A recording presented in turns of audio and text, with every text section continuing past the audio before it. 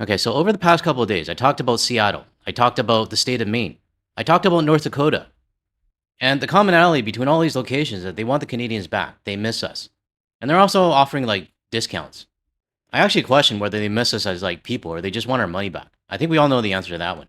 But in today's video, I'm going to talk about New York City, the Big Apple.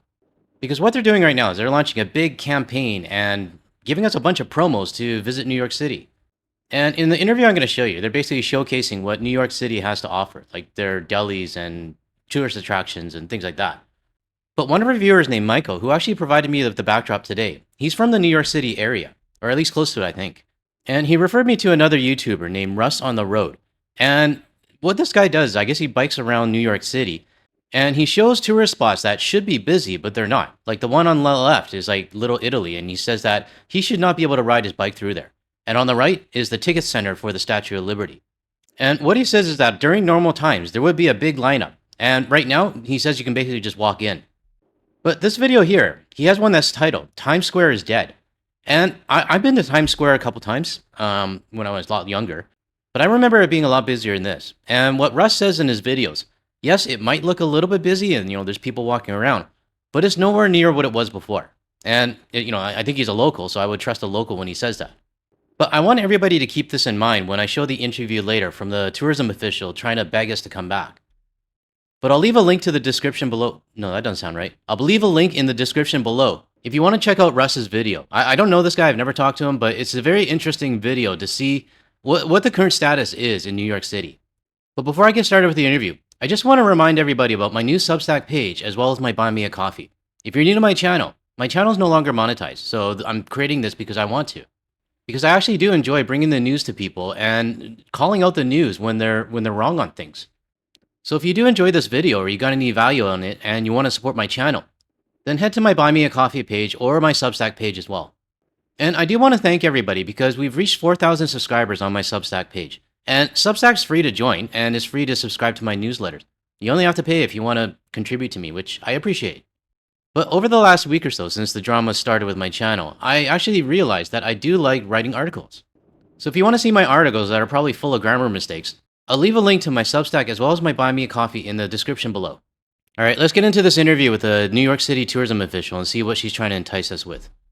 New York City is rolling out the red carpet to get Canadians back to visiting their city as some hotels, food attractions, and entertainment venues are giving travelers 30% discounts to offset the difference between the loonie and the U.S. greenback. And joining us now to talk more about this is Julie Coker, CEO of NYC Tourism and Convention. Julie, good to talk to you this morning about this. Over the last couple of years, obviously the relations between Canada and the U.S., mostly driven by U.S. President Trump, have soured, and that's kept a lot of people on this side of the border here. So what have you noticed in New York to prompt something like this? Because, this is a huge potential discount for Canadian travelers. Absolutely. Good morning, and thank you so much for having us. Really, it comes down to what is best for Canada and also for New York City. Okay, we already know what's best for New York City. What's best for New York City is that the Canadians come back and we start funding their economy again with our tourism dollars. But what is best for Canada? Because in my opinion, as a Canadian, what's best for Canada is not to continue funding a country that's trying to take us over. And yes, New York City is very blue, but it's still part of the United States. Canada remains our number 2 international market, and we are really committed to bringing visitors back to New York City and also supporting our local businesses. Okay, has New York City done anything to support Canada's economy? If they have, I haven't heard anything about it. This is supposed to be a friendship. Like a friendship's like a two-way thing, right? Not a one-way thing. Canadians are always welcome here in New York City. And so we thought during the summer months that we would offer a discount to entice them to come back to a city that we know that they love. Mm-hmm. Yeah, who doesn't love New York? It's kind of the center of the universe when we think about places to go and experience and kind of, potentially live in for some Canadians and work there. Julie, so talk about this Northern Neighbour Deal. What exactly is it? I understand there's a time period where travelers from Canada can take advantage. Absolutely. So our reservations are going to open next Tuesday, which is August 4th. Our program dates are August 18th through September 7th. Now, I just need to pause here for a moment because what happened to all these claims that the World Cup is going to fix your tourism industry? Now, I'm not saying this person said it specifically, but it's been the overall sentiment of the United States, and basically saying that the World Cup was supposed to jumpstart the tourism industry and people will continue flocking to their country. But not even 2 weeks has passed, and we're now starting to get the different locations around the United States continuing to beg Canadians to come back. I mean, I have another report from Vermont. I know a bunch of you sent me a whole bunch of videos from Vermont. So that'll probably be the next video I create, or in the next few days. But I just want to simply point out that for the last half a year, the World Cup was so hyped up that it would bring lasting tourism revenue to the United States. But it seems like the US tourism industry, it went limp again. Which encompasses our Labor Day here in the US. And we're offering 30% off of 85 plus tourism attractions. So whether it's 40 plus hotels are offering deals, 30 plus restaurants, attractions, museums. We've got 8 Broadway shows that want to be a part of this. And then also too, Porter Airlines is offering 20% off of flights from whether it's Toronto or Montreal or Ottawa.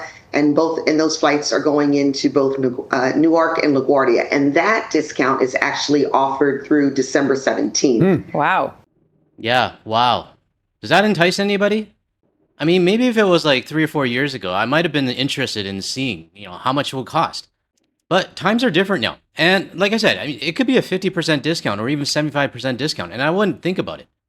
And for me, I'm a city boy. I like being in this, different metropolitan cities. I would love to go to New York again. I mean, they could offer me a free flight, free hotel, and free events to, musicals and things like that. I would still say no. Because I'm just going to say, I would feel disgusted with myself if I actually put any money into their economy. So let me ask the viewers right now, with everything that she said and all the discounts and promos and things like that, is anybody enticed right now? Let me know your thoughts in the comments below. So That's December big. 15th. Yeah. So, Julie, this must be in response to what you've been hearing from businesses in the city. I'm intrigued because when this happened in Las Vegas a couple of months ago, there was sort of some some local deals here. But then we also heard like Florida Governor Ron DeSantis basically poo-poo Canadian tourism, saying we don't need them. It sounds to me very clearly like New York does need Canadians to come back. Absolutely. We've always had a great relationship with Canadian visitors. They've always loved a New York City visit. We know that a New York City visit always delivers. They love the diversity of our city, the 5 boroughs that we have, whether they're coming to Empire State Building in Manhattan or a walk across Brooklyn Bridge. Okay, so what she said, Canadians did love going to the United States. I mean, there's no doubt about that. She wouldn't be begging if we didn't. But did we always have a good relationship? Because we're quickly finding that the relationship is just a one-way thing. And I don't know for anybody viewing this video right now, but for me, I'm kind of tired of like these tourist officials just telling us to ignore what's going on, but still come over and spend your money. And I don't know about you, but I'm just getting a little bit tired of them still thinking that we still have a great relationship. It's like breaking up with somebody like a year ago and they still think you're together. Or, eating their way through Queens. So we have that relationship, and we know that this is a long-term relationship. We have seen a dip in our numbers. The high water mark was close to 1 million visitors, and that was back in 2019, Canadian visitors. And now we're down to about 820. So we did see a dip both last year. We are seeing some of those numbers rebound in 2026. And we just want to continue on the positive trajectory that we're headed with the Canadian market, because it is extremely important to us. Man, even New York City is running with it. All because there was a slight increase in the months of like May, June, and July. But when she's referring to Canadian market, it's not really like the people, it's just our money. Financially, of course, this is a huge incentive. But what would you like to say to Canadians here about whether or not New York is a safe place to visit right now? We've seen the kind of ICE agent crackdowns. A lot of people, I mean, Canada's made up of a diversity of people from various backgrounds, are citing that, they're scared to go to the States because of issues like that. I think that's a great question. And what I would lean to is that New York is still the safest, largest city in the U.S. We are home to close to 8 million visitors or 8 million residents here in New York City. But most importantly, let's just, point to not just 2 weeks ago, the fact that we, as well as Canada, but we hosted 8 successful World Cup matches. Yes, throw in the World Cup. I mean, you got to do that, right? But in my opinion, the World Cup doesn't mean anything when it comes to safety. And during the World Cup, now that I think about it, there really wasn't much ICE activity. I mean, again, all of the news was focused on the World Cup. But it doesn't mean that ICE is not there. And it doesn't mean that there won't be problems in the future. So don't use the World Cup as a shield. We had over 1.2 million visitors in the region between New Jersey and New York. And certainly we can't forget about the fact that the Knicks won the championship here in the U.S. And so. Yeah, who the fuck cares about the Knicks? I mean, yeah, you might have a small group of like basketball fans that might care, but the average Canadian, they're not really going to care that the Knicks like won the championship. I mean, that's something that Nick Adams would say. Come on. We've just had an epic summer. And if you just look on, our social media channels or even those in Canada and look at all of the positive response to having just an amazing time in the city. And we continue to focus on safety, security, but most importantly, a very welcoming message. And we can't wait to have Canadian visitors come back to New York City, enjoy everything that we have to offer. Okay, it'll be interesting to see if Canadians put their elbows down a little bit to maybe afford New York a little more easily. Julie Coker, CEO of NYC Tourism and Convention, thanks for the time this morning. I was actually starting to wonder whether this was like a promotional video from CP24, but it isn't. They didn't have the warning there. But if you don't look at this at face value and you go one level down, they are desperate for our money. They wouldn't be like reaching out to CP24 and telling us their marketing promotions and campaigns if they weren't in trouble. And going back to Russ on the Road's YouTube channel and his videos, I don't even have to be a local to tell that like some of these locations that should be packed with tourists, they're not. That tells me that, yeah, they're in a bit of trouble. And I want to show you a small clip from Russ's video when he rode through Times Square. And just take a look at it. So I'm going to tell you right now, very much like Little Italy, I shouldn't be able to ride my bike here. This is peak tour season. This is peak tour season, mid-June. This is when you have all of the college and high school students here. The fact that I can ride a bike through here, yeah, that's dead. Now, I've been to Times Square a couple times, and even to me, this looks dead. Which is the reason why the tourism official is trying to lure us back with all these discounts. If you want to watch this full video, I'll leave a link to Russ's video in the description below. I mean, it's not a political channel or anything, it's just, I think it's his travels, but he does have a couple of videos going through New York City and showing how dead it is. Like I said, I don't know this guy, but he has a couple of videos there that are pretty interesting for everyone to see.